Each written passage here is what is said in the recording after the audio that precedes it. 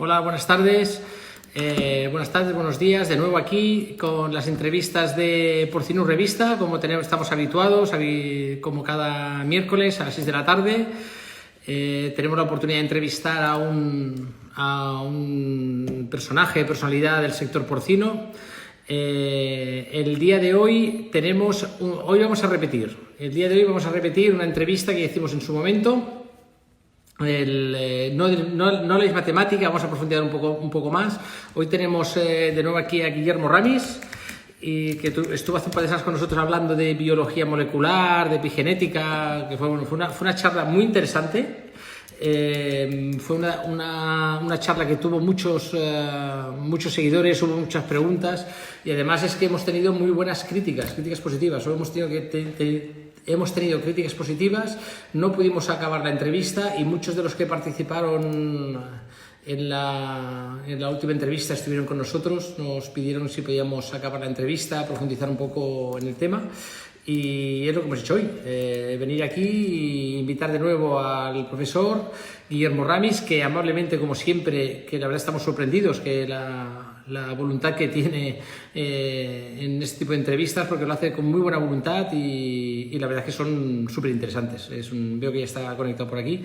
Entonces, los que están hoy conectados y que hace un par de semanas no estuvieron, voy, como suelo hacer en estos casos, primero vamos a presentarlo, para que no lo conozca, que yo creo que pocos de los que estéis conectados no lo conocéis, pero bueno, para quien no lo conozca, os voy a presentar un poquito su currículum y qué es lo que ha hecho hasta ahora y cuáles son sus líneas de investigación.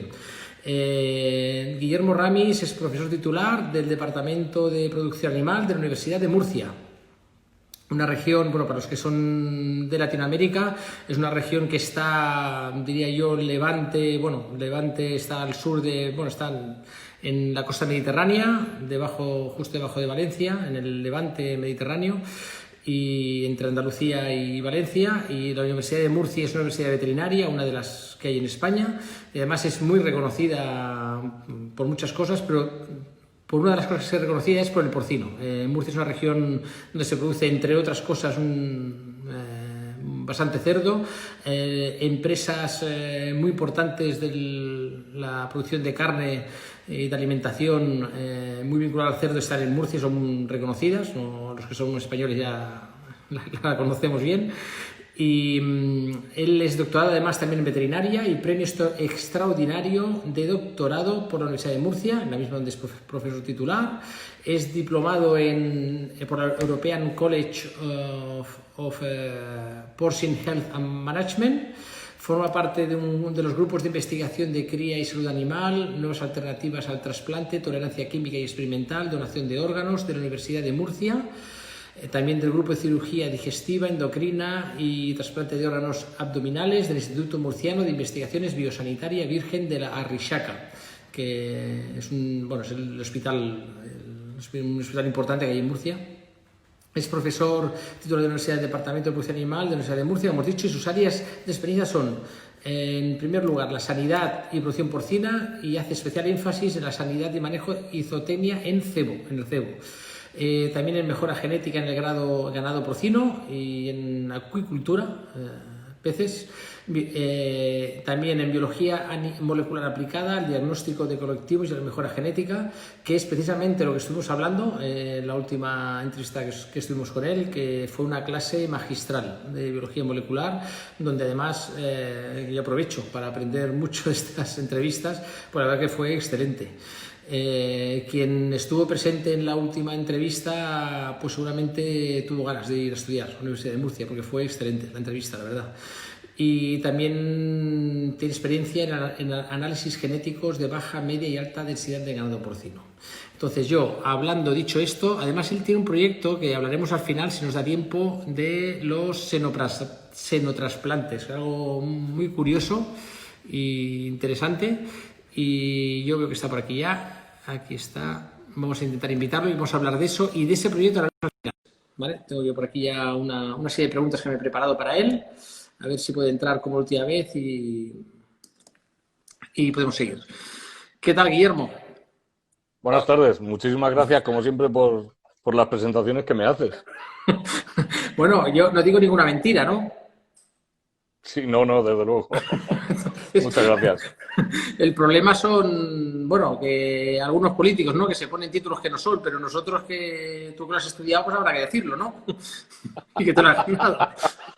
Sí, es verdad, es verdad. ¿Qué tal, Luis? ¿Cómo estás? Muy bien, pues la verdad lo que he dicho, pues lo digo de corazón y digo de verdad. O sea, yo, la última entrevista que estuve contigo hablando de biología molecular, yo la verdad es que aluciné. O sea, aprendí un montón. Además, son entrevistas que las haces muy fáciles porque algo que sea tan... que cuando hablas de biología molecular con gente piensa, uff, van a hablar de ciencia ficción, pero después las entrevistas se hacen hasta entendibles y el que no es del sector incluso lo entiende. Claro, tú piensas que yo le doy clase a veces tengo a 80 personas en un aula que no suelen estar demasiado motivados con estos temas, con lo cual o aprendo a comunicarlo bien o pierdo al público en menos de un minuto. Ese es mi mejor entrenamiento, desde luego. Yo creo que eso no es verdad, ¿eh? Porque yo cuando... Ahí te tengo que corregir, ¿eh? Porque yo la última entrevista que tuve cuando decías que en las clases, que aburridas, que tal, todo el mundo decía, todo el mundo estaba participando, que no tiene ninguna, decía que las clases fueron excelentes y que les gustaría repetirlas, ¿eh? Todos decían eso, ¿eh? Bueno, la verdad es que mi trabajo me cuesta, pero si es que mis alumnos son la razón de ser de que esté en la facultad, por eso me esfuerzo en todo lo que puedo, eso sí que es cierto. Vale, pues nada, pues te quiero, como he dicho en la presentación, te quiero agradecer que hayas participado. Yo sé que hoy en día hay casi en 25 webinars y lives diarios, entonces no siempre es fácil que tú aceptes una invitación. Nos has aceptado las dos que hemos tenido, incluso alguna más que hemos hecho por ahí, y te lo agradezco, ¿eh? Desde aquí quiero agradecerte que estés con Con nosotros. vosotros ya sabéis que tengo una gran relación por muchas circunstancias y cuando me digáis ven, yo lo dejaré todo e iré a veros, no os preocupéis. Gracias. Bueno, la verdad es que es un placer, ¿eh? Y además que igual también es que los dos somos medio murcianos, vamos a decir, Sí. ¿no? Los dos, No, yo tanto soy tú de como yo somos adopción, medio ¿eh? murcianos.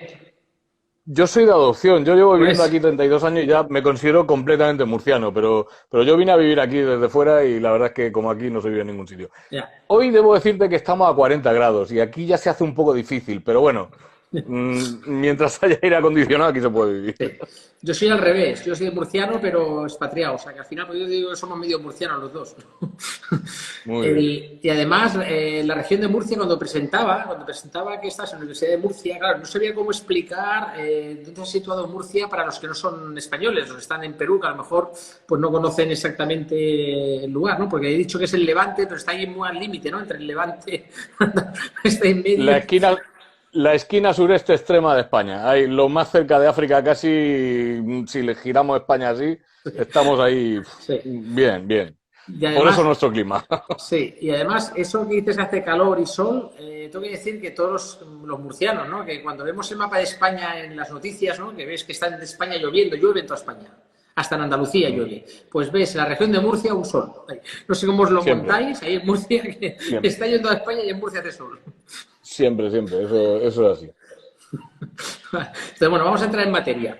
Entonces, en Vamos a ello. nuestra última entrevista repasamos algunos conceptos básicos sobre la genética y la biología molecular y las principales aplicaciones que tienen en la producción porcina. Desde Ujú. la composición del ADN, hablamos del ADN, del ARN, pasamos de las técnicas de PCR, hablamos un poquito de las técnicas de PCR, de la selección genómica. Entonces, hoy echaremos una mirada más hacia el futuro, hacia dónde podríamos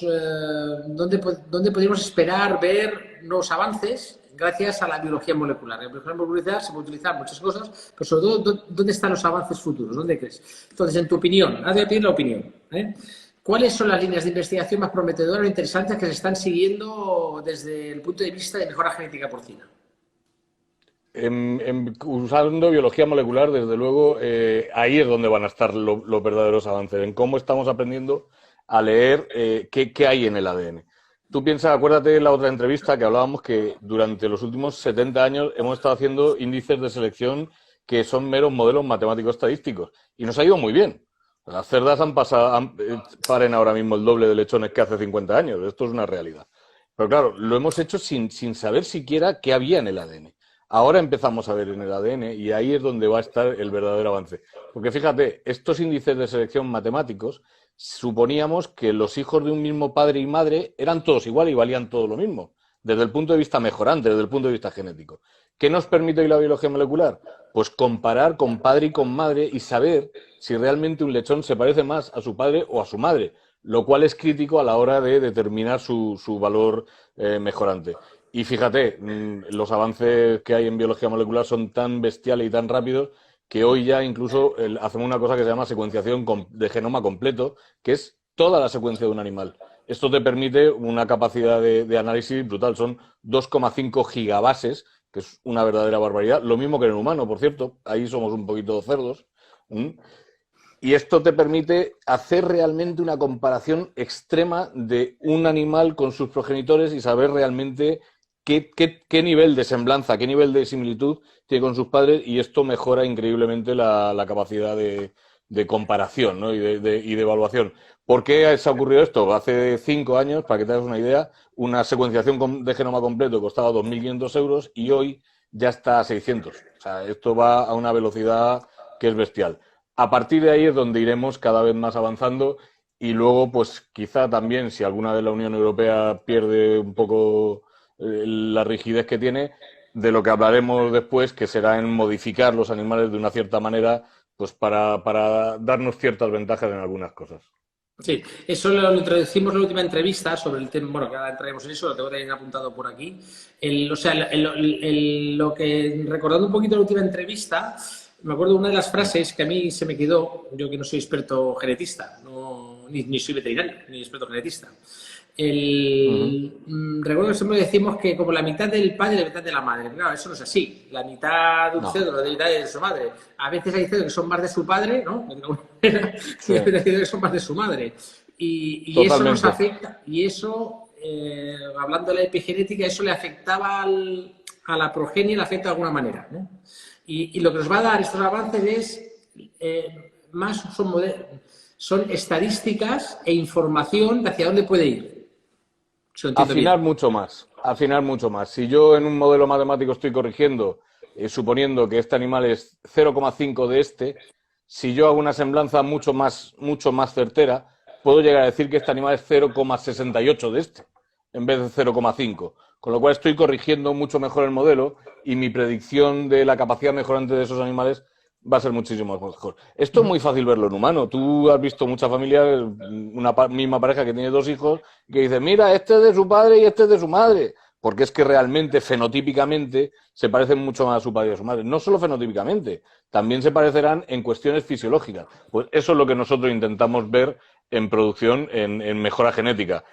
Cuánto se parecen desde el punto de vista productivo los animales a sus progenitores para poder ser mucho más exactos a la hora de predecir la capacidad mejorante que tendrán. Esto ya se está utilizando, de hecho, hace casi una década, y ha producido un avance bestial. Mucha culpa de los niveles de hiperprolificidad que tenemos se deben a que ya se han metido este tipo de herramientas en los índices de selección. Vale, entonces, una aplicación interesante de las técnicas de biología molecular, que estoy hablando hace un par de semanas, es el estudio de la microbiota de los cerdos. Entonces, ahora me meto en un jardín, por decir, porque cuando hablo de microbiota es un jardín enorme, entonces complicado. Entonces, ¿en qué consisten los estudios y qué utilidad tienen para la producción porcina? Es un jardín muy de moda y muy interesante, pero fíjate, además, todo el mundo habla sobre microbiota digestiva, pero no podemos olvidarnos que también hay microbiota respiratoria y microbiota reproductiva. O sea, la cosa es mucho más complicada. Pues mira, si entendemos que somos una simbiosis, que vivimos con todas esas especies de bacterias y protozoos que viven dentro del cerdo, pues entendemos que son necesarios para la vida, porque, por ejemplo, esa microbiota compuesta por una parte de saprófito y una parte de patógenos, se controlan unos a otros. Y aquí es donde está lo interesante, porque esa microbiota va a controlar en parte importante a los patógenos, además de aportar ciertos elementos que el cerdo no es capaz de sintetizar por sí mismo. Por un ejemplo muy sencillo, la vitamina K, que es imprescindible para la coagulación. Fíjate, siempre se ha hablado de la paradoja del extraterrestre que llega a la Tierra, coge un cerdo, lo estruja, extrae el ADN y lo secuencia. ¿A qué conclusión llegaría? Pues llegaría a la conclusión de que es una bacteria, porque por un genoma de mamífero, que es ese cerdo, es fácil que tengamos dentro de ese cerdo hasta 1000 genomas diferentes de bacterias y virus. Con lo cual, ya llega el momento de que entendamos esto y, por ejemplo, los de nutrición ya lo están entendiendo y ya saben que no le dan de comer solo una especie, que tienen que empezar a pensar que le tienen que dar de comer incluso a veces hasta a 1000 especies y mantener el equilibrio que haga que los animales estén sanos. Es interesantísimo, los estudios de microbiota están, vamos, a la orden del día. Vale, ¿se han identificado poblaciones microbianas determinadas que hayan demostrado ser beneficiosas? Sí, tenemos muchísimas identificadas. Bueno, ¿qué no habrá hecho esa famosa marca de yogures por enseñarnos esto? Que hace ya años que dice, ¿te duele la cabeza? Tómate un yogur con lactobacilos. ¿Que tienes agujeros en el intestino? Tómate un yogur con lactobacilos. Pues este es uno de ellos, los lactobacilos, las bifidobacterium, prebotelas, bacillus. Hay una gama inmensa de especies que viven dentro de nosotros. Pero fíjate, no es tanto a veces el que haya unas ciertas especies, sino a veces también la cantidad de especies que hay. Hace ya bastante tiempo que sabemos que los animales que enferman, que tienen enfermedades digestivas, tienen muchas menos especies que los animales que están sanos. Es decir, mantener esas especies ahí y mantenerlas haciendo equilibrio con esos patógenos hace que los animales se mantengan sanos. Y otra cosa que, por ejemplo, sabemos, si la mayoría, es una generalización, ¿no? Pero la mayoría de las especies patógenas comen proteína. Entonces, si nosotros damos piensos con mucha proteína, que es precisamente lo que le damos a nuestros cerdos, a veces lo que favorecemos es que prevalezcan las especies proteolíticas, Salmonella, Coli, Brachyspira, Clostridium, y al final terminamos teniendo enfermedad. Por eso tenemos también que aprender a darle de comer a esa otra parte que son las celulolíticas, las que comen glúcidos sobre todo, para que nos controlen a toda esa población de proteolíticos que vamos a tener ahí dentro del animal. Claro, es una exclusión competitiva de las bacterias perjudiciales, de alguna forma. Es un equilibrio de microbiota. Cuando hablamos de exclusión competitiva es un término mucho más complicado, que es que en el momento de nacer los animales no se les deja tener contacto con nada y nosotros le metemos la microbiota que queremos. Eso sería exclusión competitiva. Excluimos todo lo que haya en el ambiente o todo lo que potencialmente la madre desde ese momento les vaya a pasar, sembrando nosotros ya lo que queremos. El problema es que esto es eficaz, pero conlleva muchísima mano de obra. Es el grave problema. Tienes que atender todos los partos, todos los animales de todos los partos. Es complicado, es muy complicado. Vale, hablando un poquito de alimentación, ¿se puede influir en la composición de la microbiota a través de la alimentación?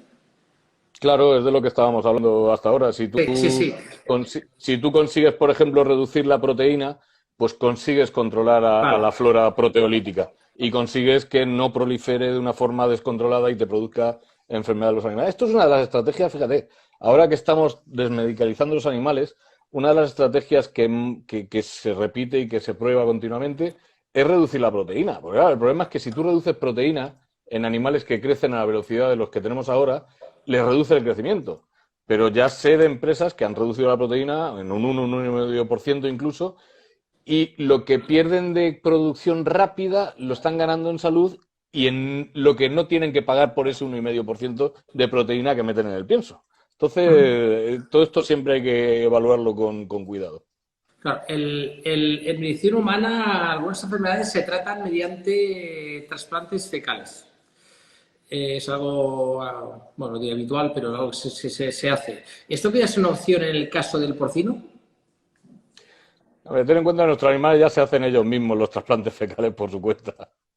No, a lo que hace referencia, claro, estamos en distintas situaciones. Porque el humano se ha vuelto excesivamente higiénico desde mi punto de vista, ¿no? Entonces el contacto con la microbiota, aunque lo tenemos, y la pandemia está demostrado que nos contagiamos y nos infectamos de todo en todos sitios, pero es más difícil, ¿no? Nuestros animales tienen contacto con microbiota de una forma bestial. A lo que hace referencia a lo del trasplante de heces, que además es muy interesante porque en un momento dado en varios medios de comunicación apareció la noticia, incluso en uno de ellos, que yo a veces muestro en las charlas, apareció una noticia que decía, tus deposiciones valen 40 euros por día. Que llegó mi hijo y me dijo, hostia, papá, esto no será verdad. Digo, no, hijo mío, no, esto no es verdad. Tienes que tener una microbiota muy concreta para que te paguen eso todos los días por ir al baño. Pero sí es verdad que hay gente que tiene una microbiota muy alterada. Sobre todo suele estar a veces relacionado con el abuso de los antibióticos. No solo es una cuestión de producción animal. El humano abusa de los antibióticos de una manera también muy amplia. Y esta gente lo que se le hace es determinar ciertas personas que tienen una microbiota concreta y se le pasan, pues tú lo has dicho, si son trasplantes de heces, son heces. Y además los primeros que hicieron era algo bizarro completamente porque les dio por hacerlo con cápsulas que eran transparentes, que se veía lo que había ahí dentro. Decía, no, hombre, por Dios, hazlas negras o hazlas, no sé. Pero sí, sí. Y no se hace en todos sitios, ¿eh? No te creas. Los trasplantes de heces en humanos requieren unas condiciones muy concretas y hay solo ciertos hospitales de España que lo hacen, ¿eh? Ajá. Sí, eso es algo igual moralmente a alguien le cuesta aceptarlo, pero claro, la forma de decir, bueno, pues estoy Sí, en el fondo comiendo, ¿no? Algo que a lo mejor sí. suena mal, ¿no? Suena muy mal, sí, sí. Pero al final el que ha tenido una indigestión, ya ha tenido una diarrea, ya ha estado, bueno, es que cuando viajamos a África, África, Asia, hay países que a veces hasta que no se te adapta la microbiota y te Sí, regulas, a veces, claro, estas cosas pueden ir bien en casos, y además en casos sí, totalmente. cuando son graves de que no hay manera de rehacer la Claro. flora, la microbiota intestinal. ¿Qué hemos hecho nosotros? Pues hemos buscado seleccionar determinadas especies dentro de toda esa gama y hemos constituido pues, los probióticos, que también en humano hay todos los que te dé la gana, ¿eh?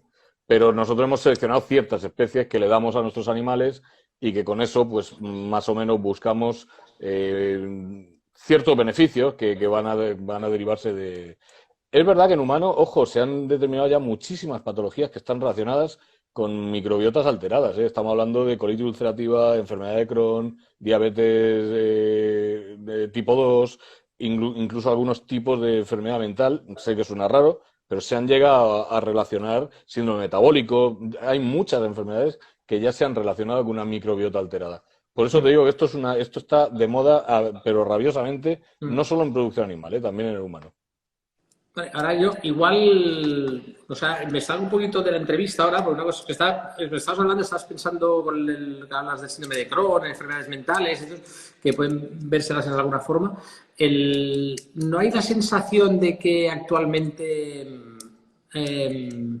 los humanos tenemos más patologías de este tipo que antes? O sea, antiguamente, o sea, mi padre, cuando estaba en el seminario, bueno, en el seminario, cuando estuve en el seminario, bueno, yo estuve en un colegio privado, cerrado, y después estuve en un seminario un tiempo, y él me decía, en mi época ni éramos intolerantes a esto, ni éramos intolerantes a lo otro, ni teníamos tantos problemas, y ahora, hoy en día vas a un restaurante y para tomar la carta es que hay... tienes que estudiártela, Sí. tienes que hacer un máster, casi que sí. Sí, sí, sí. Pero todo esto sí que es verdad que es un conjunto de circunstancias muy grande. Estoy de acuerdo contigo. Vamos a ponerlo todo en contexto. ¿Comemos peor que antes? Muchísimo peor que antes, porque comemos mucho más elaborado, mucho más procesado. Antes había alguien responsable de cocinar en la casa, daba igual que fuera la madre o el padre o quien fuera, pero se cocinaba en casa, eran productos, materias primas compradas en el mercado, etcétera, etcétera, etcétera. ¿Qué más? Pues además de repente hemos entrado en la era de la hiperhigiene. Entonces el sistema inmune está completamente aburrido en la mayoría de los niños. Y el sistema inmune, que es algo extremadamente destructivo, como no tenga algo que hacer, pues se busca algo que hacer.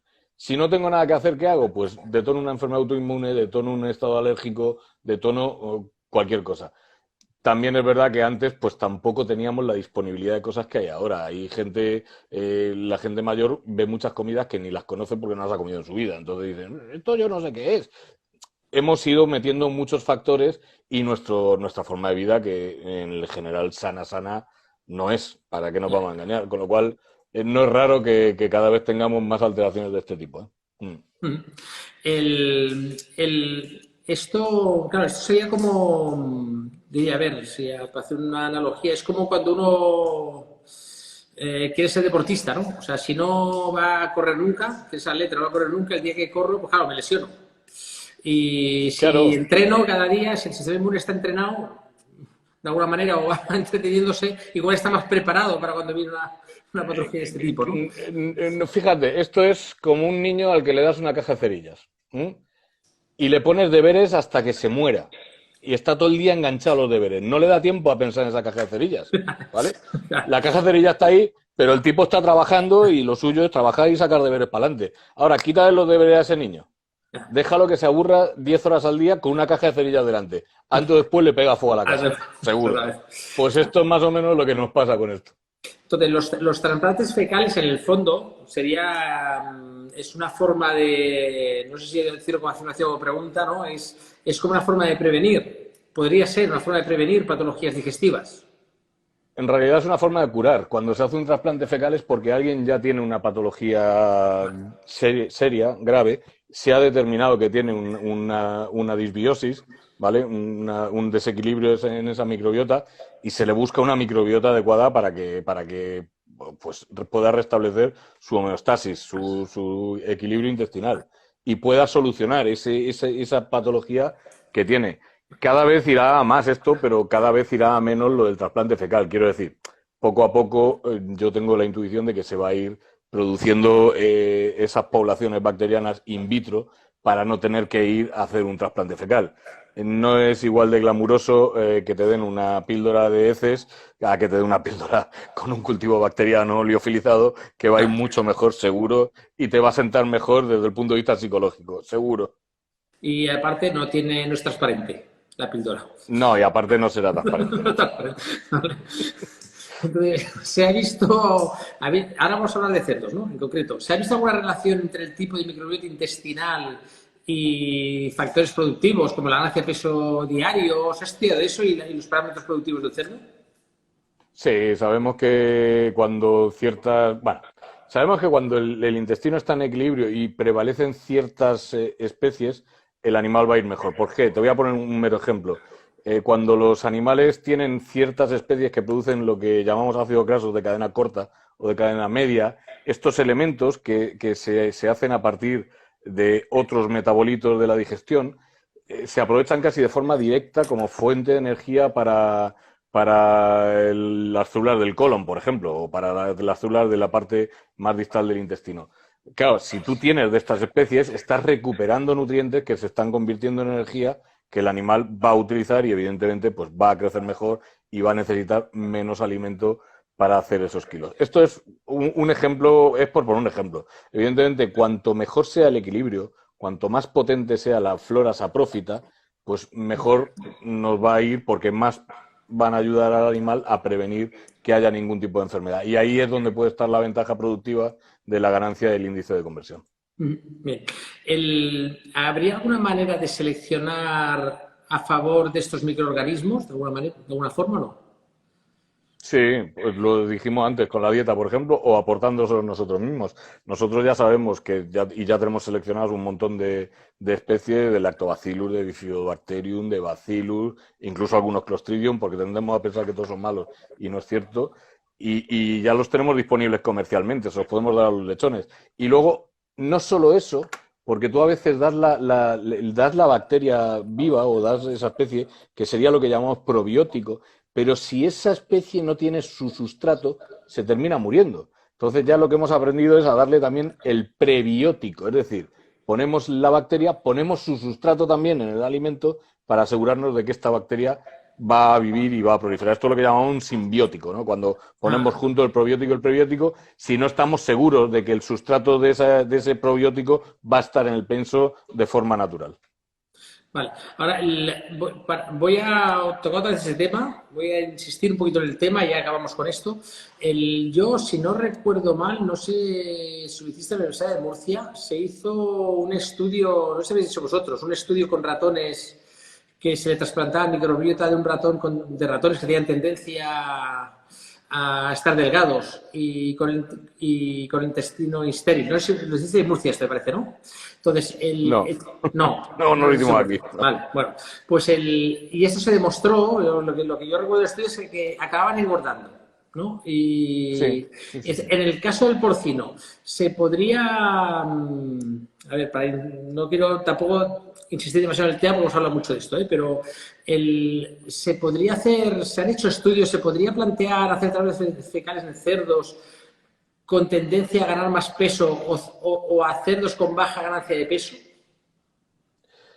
Se podría, pero fíjate, es que siempre estamos preocupados por esto y yo lo que haría sería trasplante de heces para mantener a los cerdos sanos. y ya ellos se encargan de engordar como demonios. O sea que yo no lo enfocaría tanto. Muchas veces en producción animal estamos muy obsesionados con ese tipo de parámetros: velocidad de crecimiento, eficiencia del pienso, prolificidad, fertilidad, bla, bla, bla, bla.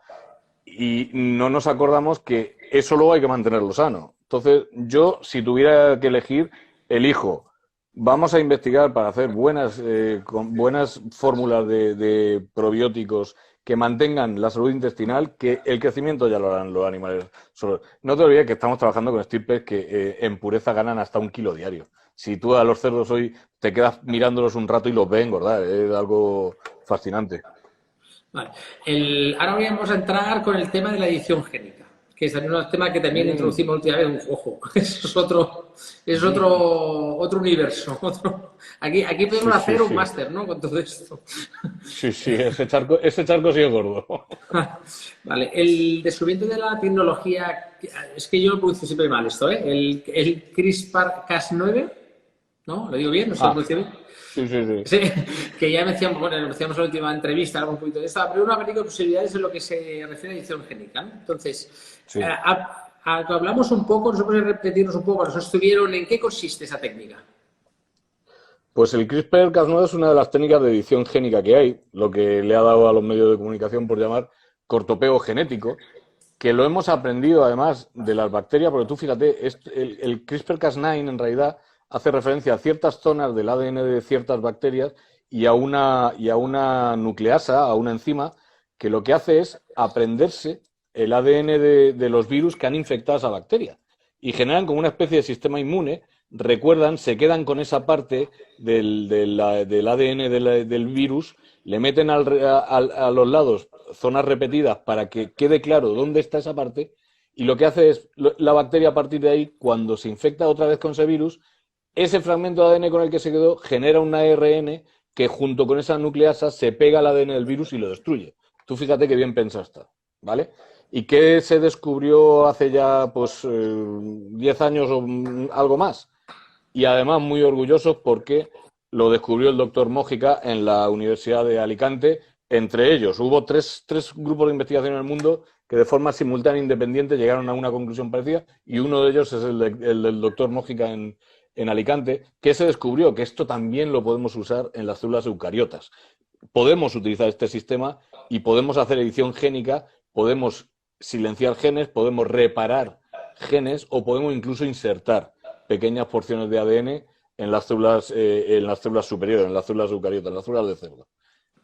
Vale, yo, bajo mi desconocimiento, si digo una barbaridad me corriges, y me dices que me calle, ¿eh? No te preocupes. Eso por lo que nos está pasando ahora mismo con el COVID, ¿no? Con esta pandemia, el COVID-SARS que tenemos ahora, ¿no se podría utilizar una técnica de este tipo? Claro, ahora es cuando digo yo una barbaridad. Si hubiera humanos que no tuvieran el receptor para el virus, porque no te olvides que estos virus, todos los coronavirus tienen unas espículas que buscan un receptor, y cuando lo encuentran son capaces de infectar a la célula. Si nuestras células no tienen ese receptor, no se pueden infectar. Si a los humanos les borramos ese receptor, jamás se infectarán. Y ahora ya hemos entrado en el peligroso terreno de la bioética. Porque te recuerdo que precisamente uno de los grandes escándalos que ha habido últimamente en el mundo es que un investigador chino ha declarado que ha creado 2 gemelas por CRISPR-Cas9 que no tienen el receptor del HIV, del virus SIDA. Claro, no ha vuelto a saberse nada de él porque, que nadie me malinterprete, pero China, que tiene unos baremos de bioética muy diferentes a los nuestros, hasta a ellos les ha parecido un verdadero escándalo y lo han silenciado completamente y no hemos vuelto a saber nada de él. Y no sabemos nada de las niñas, no sabemos si eso es verdad o no. Pero evidentemente no lleguemos tan allá. Pero imagínate a alguien que tiene una enfermedad que se debe a una mutación genética, una anemia falciforme, una hemofilia, un ADA, un Huntington, hay 1000 enfermedades que se deben a ciertas mutaciones. Pues hoy ya sabemos que con esta técnica se podría intentar quitar esa mutación y, por tanto, curar esa enfermedad. Es uno de los grandes futuros del CRISPR-Cas9, sin duda, es la terapia génica, el solucionar ciertas mutaciones que están produciendo enfermedades en las personas. De hecho, es el futuro. Que no es un futuro fácil, porque esto explicado así aquí parece que es muy fácil, pero no tiene nada de fácil, es muy complicado técnicamente. Vale, entonces, un organismo modificado mediante esa técnica, ¿cómo lo podemos llamar? ¿Un OGM o organismo modificado genéticamente o un organismo transgénico? Es un OGM, jamás será un transgénico, porque la propia definición de transgénico es un ser vivo al que se le ha metido un gen exógeno, un gen que no tenía antes, ¿vale? Ujú. Esto tenemos muchísimos ejemplos, sobre todo en agricultura, porque en ganadería los transgénicos que tenemos en general son animales de experimentación biomédica. Nosotros luego hablaremos, si quieres, en xenotrasplante. Nosotros hemos trabajado con animales transgénicos, pero la Unión Europea prohíbe completamente meter en circuitos alimentarios ni transgénicos ni OGMs. Este es el grave problema. Esto fue lo que ya dijimos la semana pasada, que en la Unión Europea, hasta que no reduzca el encorsetamiento y la rigidez que la caracteriza, no podremos trabajar con esta técnica en selección, en selección de animales. Es imposible. Mientras que, por ejemplo, en Estados Unidos sí. En Estados Unidos este tipo de ventajas técnicas las toman y las utilizan. Podremos achacarle con mejor o peor talento, de mejor o peor manera, pero ellos sí están dispuestos a probarlo y nosotros en la Unión Europea no podremos, porque estamos generando gemes por tanto no podremos comercializarlos. Eso me hace, lo tratamos la última vez, que ahí está, claro, hay países como Estados Unidos que van a ganar va a tener una ventaja competitiva respecto a Sí, Europa. sin duda, sin duda, sin duda. Haremos la Unión Europea, hará lo de siempre, que es, dado que tiene una legislación que prohíbe los OGM, pues bloquearemos completamente la posibilidad de que ellos comercialicen ese tipo de animales aquí, pero bueno, a ellos eso al final les importará lo justo, porque mientras China, por ejemplo, no les vete la exportación, pues no tendrán más problemas. Antes existían otras técnicas, las Talen, otras tías. ¿Por qué estas técnicas no eran tan eficaces? Joder, estas técnicas, el CRISPR-Cas9, para que nos hagamos una idea, se basa en una idea muy sencilla, que era esa zona de ADN que genera un ARN y a este ARN se le pega el Cas9, que es una enzima que destruye el ADN, ¿vale? La idea es muy sencilla y así es como lo hacemos. Nosotros diseñamos un ARN que es complementario de la zona del ADN de la célula eucariota donde queremos actuar y le pegamos este Cas9, esta enzima, y va y hace un corto pego y eso lo ensambla o si luego le metemos otra serie encima de otros constructos genéticos, pues podemos sustituir un gen o podemos meter un gen diferente al que hay, ¿no? Podemos incluso cortar trozos grandes del ADN.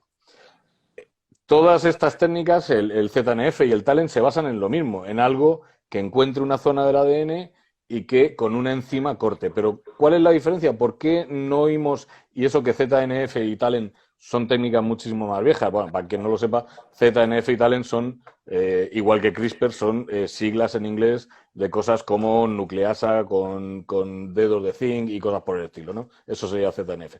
¿Por qué no las utilizamos? Pues porque, para que tú te hagas una idea, desarrollar completamente una sonda ARN con una molécula Cas9 de CRISPR-Cas9 hoy llevaría en total unas 3 semanas y costaría unos 35 euros. Quédate con esa cifra. Hacer lo mismo con ZNF llevaría unos 4 meses y costaría unos 30.000 euros.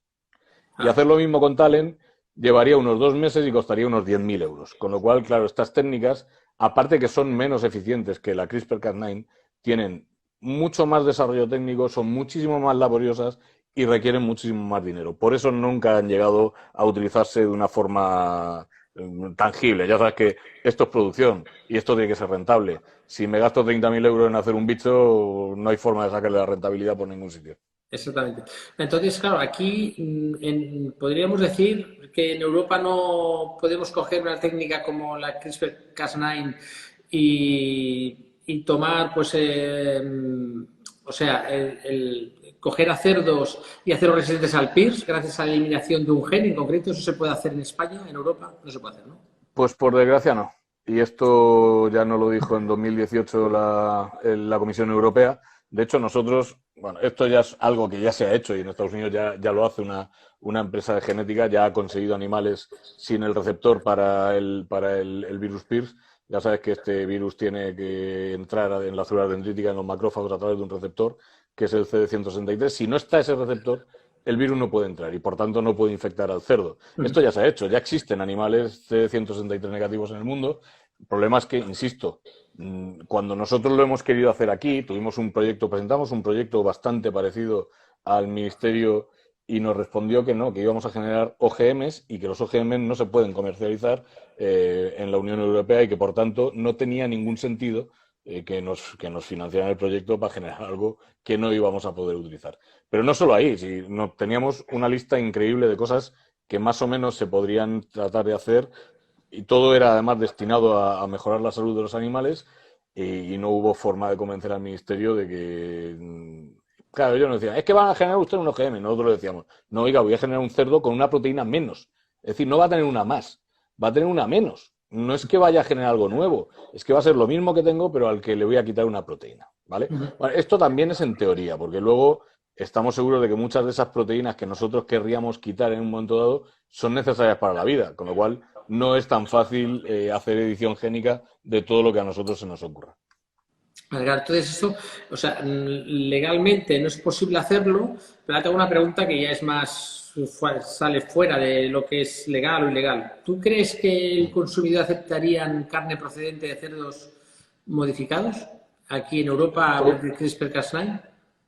Todo depende. Si somos igual de torpes que somos siempre para comunicarlo, ya te digo yo que antes le crearán una opinión en contra de esto y no habrá forma. Si somos capaces de comunicarlo bien, pues tendremos alguna oportunidad. Yo siempre recuerdo, y se lo explico siempre a mis alumnos, yo recuerdo haber visto una entrevista en la tele donde un reportero de estos, además, cabroncetes de coña, salía a la calle y le decía a la gente, señora, ¿a favor o en contra de los alimentos transgénicos? Dice, completamente en contra. ¿Sabe usted lo que son?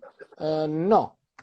A ver, o sea, no sabe lo que es, pero estás claramente en contra. Es el resultado de una opinión creada en base a información que te ha llegado por muchos sitios donde te repiten sistemáticamente es muy malo el alimento transgénico, muy malo el alimento transgénico. Bueno, se trata de que de una vez en producción animal aprendamos a comunicar nuestras cosas y dejemos de parecer un sector oscuro y que no quiere enseñar lo que hace. Bueno, pero aquí yo creo que no solo ya es, eso es mi opinión, que ya no solo es que nosotros aprendamos a comunicar, también está el emisor, pero también el receptor que está dispuesto a escucharlo. Eso es otra.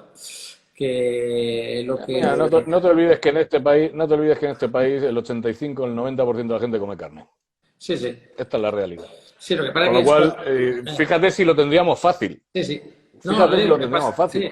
Lo que pasa es que cuando mira los índices de audiencia de qué mira en televisión, pues lo que suele ver es de todo menos formativo. Entonces, claro, a veces no es fácil llegar a una población y comunicarle con algo tan científico, ¿no?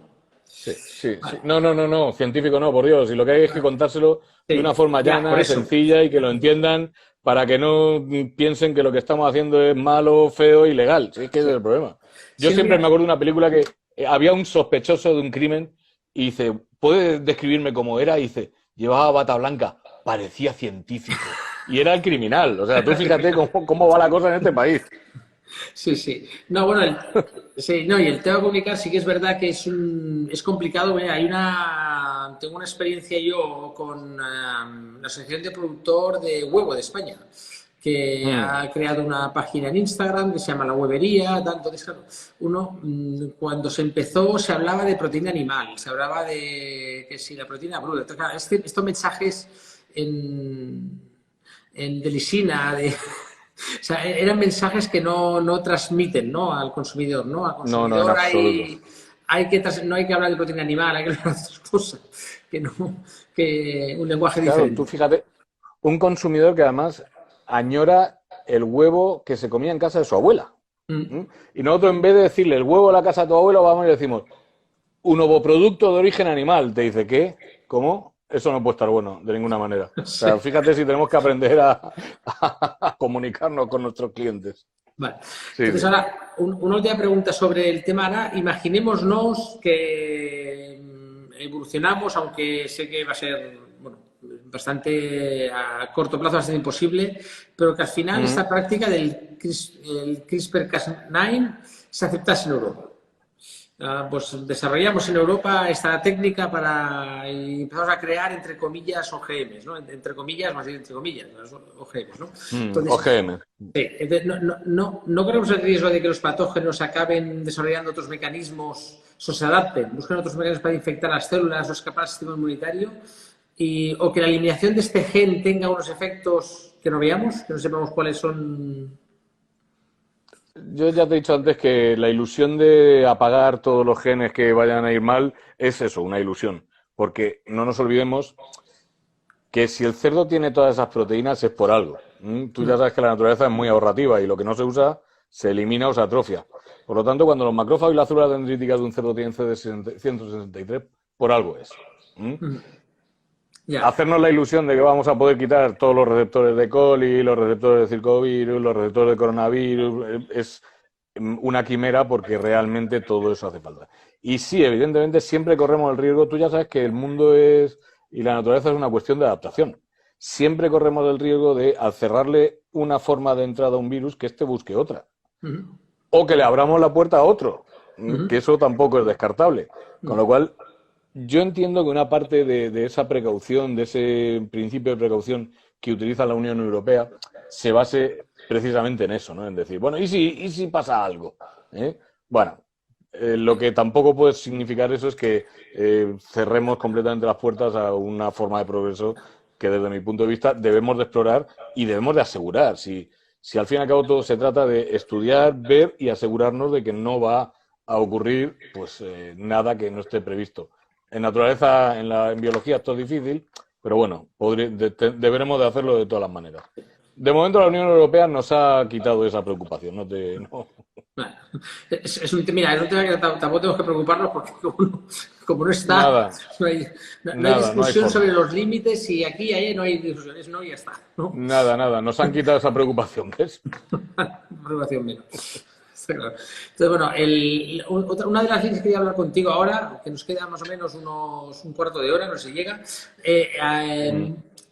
una línea de investigación que la que lleváis trabajando desde hace tiempo, es los xenotrasplantes, eso muy bien.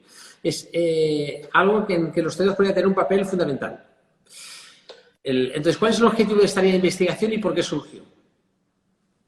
Pues fíjate, vas a entrar en mi zona de vicio privado porque esta línea de investigación es mi verdadera pasión secreta y pública porque lo sabe todo el mundo. Nosotros empezamos a trabajar en xenotrasplante en el año 98, fíjate si llevamos ya tirados, porque los responsables del programa de trasplante hepático de la Risaca, del hospital clínico de referencia de la región, pues se reunieron un día con nosotros y nos dijeron, tengo un problema. Se me mueren 50 personas al año porque están esperando un hígado y no llega. Vosotros podéis hacernos cerdos que intentemos ponerle hígado. No era algo nuevo, desde luego, era algo que se lleva experimentando desde el siglo XVII y sobre todo con intensidad desde el principio del XIX y sobre todo en el XX. Y ahí empezó la historia y nuestro objetivo realmente siempre ha sido conseguir un cerdo transgénico, ahora sí lo digo así porque sabemos que tenemos que modificarlo genéticamente para que se supere el rechazo inmunológico, que nos permita mantener vivas a ciertas personas, que son personas que entran en código cero, es decir, gente que les ha dejado de funcionar completamente el hígado, y el problema del hígado es que no tiene un sustituto artificial. Si a ti te dejan de funcionar los riñones, te enganchan en una máquina de diálisis y puedes estar así años esperando un trasplante. El problema es que cuando a ti se te casca el hígado definitivamente, no tienes nada más que 24 horas de vida. Con lo cual, nuestra idea siempre ha sido mantener vivas a esas personas hasta que llegue un hígado adecuado. ¿Qué es lo que ocurre? Que en España el xenotrasplante se ha muerto un poquito de éxito. ¿Qué quiere decir esto? De éxito de la donación. Estamos en el país, y esto lo voy a decir con el orgullo con el que lo digo siempre, porque de verdad que me enorgullece terriblemente, estamos en el país con la mayor tasa de donación del mundo. Con lo cual, cuando yo hablo ahora con los responsables, fíjate, han pasado 20 años, y yo hablo con los responsables de este programa de trasplante hepático y les digo, vamos a hacer cosas de órgano puente. Me dicen, ¿para qué? Si yo estoy teniendo 4 y 5 donaciones al día en todo el país. Con lo cual, cuando una persona entra en código cero, es muy raro que en 2 días no le haya encontrado el hígado. Así que el xenotrasplante en España, pues la verdad es que está muriéndose un poquito de... Fíjate, estoy ahora trabajando en contacto con un equipo brasileño que quieren hacer xenotrasplante renal en niños, con cerdos, de cerdo a niño, porque ellos sí que no tienen la tasa de donación que tenemos aquí y en donación infantil mucho menos todavía. O sea que, bueno, yo confío, fíjate, si me busco la vida para seguir con mi vicio privado, que es el xenotrasplante, que si aquí no va, pues ya irá en algún sitio. Ahora la pregunta es, ¿por qué el cerdo? O sea, porque mire que hay animales. Quizás yo alguna vez oí, no sé si pero estoy hablando de oídas y de hace tiempo, que se ve que nos parecemos mucho más al cerdo nosotros genéticamente que a otras especies que se nos ven más parecidos físicamente a nosotros. ¿Es verdad eso, no? ¿O por qué el cerdo No, es? Sí, absolutamente no. vale. Fíjate, en mi pueblo había un refrán que decía, si quieres verte por dentro, mira un cochino muerto. Tú fíjate, ¿no? Porque siempre se ha supuesto que tenemos una similitud Ajá. con ellos. Que puede ser fisiológica en algunas cosas, que puede ser anatómica. Es verdad que, por ejemplo, insulina de cerdo hemos usado muchísima porque es compatible con el humano, pero, por ejemplo, el sistema inmunológico no. Y el cerdo tiene ciertos antígenos que nosotros no tenemos, pero frente a los que nosotros nos inmunizamos nada más nacer porque son antígenos muy simples que están, por ejemplo, en las paredes bacterianas. Entonces, nada más nacer nosotros ya hacemos anticuerpos frente a esos antígenos. Este es el grave problema y esto es por lo que tenemos que modificar genéticamente a los cerdos. O bien para evitar que expresen, es un antígeno en concreto que se llama alfagal, que es de la familia de los antígenos del grupo ABO, solo que los cerdos no tienen nada más que A y 0, ¿no? Nosotros tenemos A, B y 0, ellos tienen A y 0, y en vez de B tienen un antígeno más pequeño y muy frecuente en la naturaleza, con lo cual nosotros estamos inmunizados frente a él. Y lo tienen todos los cerdos. Con lo cual, o lo modificamos o no nos servirán como donantes. Esto ya se sabe hace muchos años y nosotros en nuestro proyecto, en nuestro programa, hemos trabajado con 3 tipos de modificaciones genéticas incluso para ver. Y en Estados Unidos hay una empresa que vende este tipo de cerdos que te promete que tienen 62 modificaciones genéticas en su genoma. Claro, lo que pasa es que una empresa privada y norteamericana, cuando le dice, bueno, dame la lista que yo vea si me conviene o no, te dicen, No, ya. eso, tú págamelo y ya si eso te lo llevas, pero no te voy a decir qué modificaciones tienen. Vale, en los xenotrasplantes se puede hacer cualquier órgano, o has hablado del hígado en concreto, ¿no? Pero se puede hacer cualquier órgano que sea trasplantable, claro. O está más limitado a unos en concretos, a uno en concreto. Mira, se me ha olvidado decirte el porqué de los cerdos, después de todo esto. Los cerdos, ¿el por qué? Porque son muy fáciles de criar y engordan muy rápidamente, con lo cual, para darte a ti o a mí un hígado, un cerdo en 4 meses está. Está hecho. Un mono en 10 años está. O sea, tú fíjate la diferencia. Porque además son los animales en los que más hemos trabajado en biotecnología de la modificación genética, lo manejamos muy bien, porque además la prolificidad es bestial, con lo cual la cantidad de animales producibles es casi exponencial, y porque además los diagnósticos de enfermedades están muy bien desarrollados, que es algo importantísimo. No te olvides que va a meter un órgano en una persona y a inmunosuprimirlo. El riesgo de que haya un salto de un patógeno entre especies está ahí, ¿vale? Y no hay nunca que perderlo. ¿Qué órganos se han utilizado? Pues fíjate, en investigación, porque te puedo decir qué órganos se han utilizado en humanos, porque hasta el año 95 se estuvieron haciendo xenotrasplantes. Hasta el año 95, que hubo una convención internacional, se creó la Sociedad Internacional de Xenotrasplantes y se prohibió la investigación en humanos hasta que no se hiciera una buena investigación en animales, se habían hecho bastantes experiencias con hígado, con corazón, con venas y arterias, con páncreas, con córneas, con muchísimas cosas. ¿Qué se está haciendo hoy? Hoy, por ejemplo, ya se podría hacer, porque ya se cumplen los requisitos de la Sociedad Internacional de Xenotrasplantes y de la Organización Nacional de Trasplante Española, que es una supervivencia de más de 6 meses en un modelo primate. Hoy ya se podría hacer corazón y riñón sin ningún problema, porque ya se tienen supervivencias de más de 6 meses. Ya se está haciendo en Estados Unidos y se va a empezar a hacer, espero que aquí pronto, trasplante de islotes pancreáticos. Ya hay gente que hace 2 años que no se tiene que pinchar insulina porque le han trasplantado islotes de cerdo para que les produzca la insulina. Y, por ejemplo, en Brasil también se está trabajando ya en humano con córnea. Y algo que se lleva trasplantando mucho tiempo, mucho tiempo, son válvulas cardíacas, por ejemplo, ¿eh? Eso, mucha gente lleva válvulas cardíacas de cerdo y de vacuno y funcionan perfectamente. O sea que potencialmente hay muchas cosas que se pueden trasplantar. Vale. Has hablado que uno de los problemas es el rechazo, bueno, has hablado un poquito de los problemas que tiene el hacer xenotrasplantes. ¿Cuáles son las barreras que debemos superar para los xenotrasplantes? ¿Hay alguna barrera más aparte del rechazo que puede provocar? Sí, la primera de todas es la barrera técnica, es decir, eso de que nos parecemos por dentro siempre con cuidado. Y esto, por ejemplo, los cirujanos lo aprendieron cuando trataron de conectar un hígado de cerdo a un hígado de un babuino, que es nuestro modelo.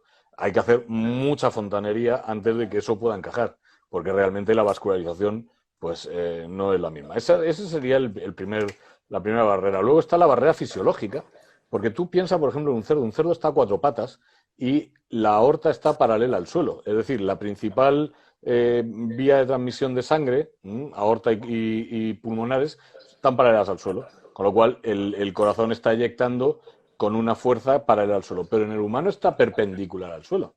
Es decir, técnicamente nuestro corazón está eyectando en contra y a favor de gravedad, con lo cual eso puede suponer un cambio. O, por ejemplo, ya sabemos que ciertos factores de crecimiento, como la eritropoyetina del cerdo, no funcionan en los primates, con lo cual es una barrera fisiológica. Hay ciertas cosas que no sabemos muy bien. El hematocrito, la cantidad de células que hay en sangre de los primates es superior al del cerdo y esto es grave para las coronarias.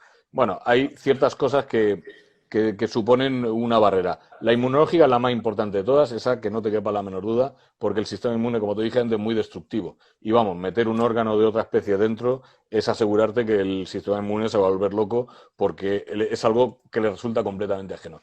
Y la última barrera es la que habíamos hablado también antes, la infecciosa.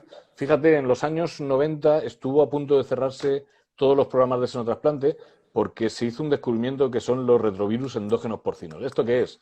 Estos son insertados ancestrales de virus que insertaron su ADN y no se han activado nunca, se han quedado ahí latentes, ya nunca más, y no se van a activar técnicamente porque es el máximo grado de adaptación que existe de un virus a una célula eucariota. El problema es que el cerdo tiene 3 y técnicamente in vitro 2 de ellos, bueno, tiene 4, y 2 de ellos son capaces de infectar a las células humanas, pero todavía nunca jamás se ha demostrado que estos retrovirus se activen ni en humanos ni en cerdos, con lo cual pues es algo que entra dentro de la especulación. Si es verdad lo que te he dicho antes, cuidado, un trasplante es cambiar una enfermedad muy grave por una menos grave, porque la persona a la que tú le trasplantas algo se tiene que medicar el resto de su vida y tiene que estar el resto de su vida sometida a inmunosupresores para mantener ese sistema inmune calmado.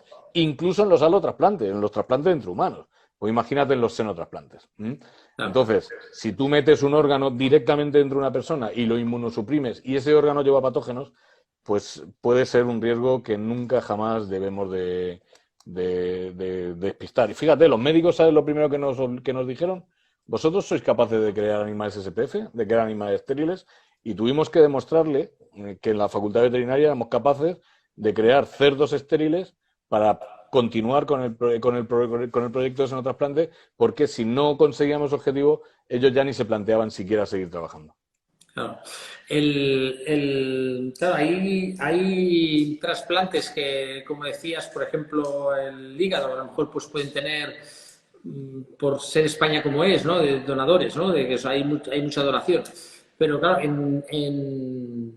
por ejemplo, ¿es posible en órganos tan complicados y tan delicados como es un páncreas trasplantarlo? Claro, el que coge un cáncer de páncreas, la verdad es que tiene un muy mal futuro. Entonces no puede utilizarse en estos casos.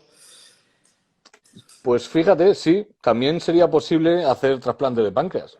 La parte endocrina, que sería la parte de la insulina y el glucagón, pues bueno, es relativamente fácil porque ya se está haciendo. Esto con que cojas islotes de Langerhans, los protejas con una membrana biológica y los trasplantes en el hígado, no hace falta ni que estén en el páncreas, ya es suficiente. Esta membrana los protege del sistema inmune y permite el tránsito de insulina hacia afuera y de oxígeno y nutrientes hacia adentro. La parte exocrina, que es toda la parte que interviene en la digestión, pues es un poquito más complicado.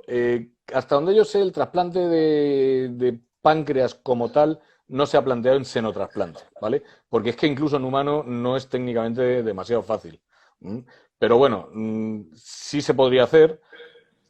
Me genera a mí la duda si la parte exocrina, sobre todo, funcionaría igual que la nuestra, pero no te olvides que esa parte siempre se puede sustituir por fármacos, con lo cual la parte importante realmente sería la endocrina, la de islotes, la de insulina, y lo otro se podría siempre solucionar de otra manera. Vale. Pues nos quedan 30 segundos. Ha pasado volando ahora. Entonces, sí, te tengo que agradecer el tiempo. Tengo alguna pregunta más, pero no me da tiempo para no cortarte que en directo. Y quiero agradecerte en nombre de AgriNews tu tiempo. Nada, yo estoy encantado y ya sabéis que cada vez que me llaméis es un verdadero placer participar con vosotros y charlar un rato con vosotros, porque además creo que una parte del sueldo que me paga la sociedad es para transmitir conocimientos a la sociedad, con lo cual estoy encantadísimo de hacer, con lo cual estoy encantadísimo de hacer, con lo cual estoy encantadísimo de hacer, con lo cual estoy encantadísimo de hacer, con lo cual estoy encantadísimo de hacer, con lo cual estoy encantadísimo de hacer, con lo cual estoy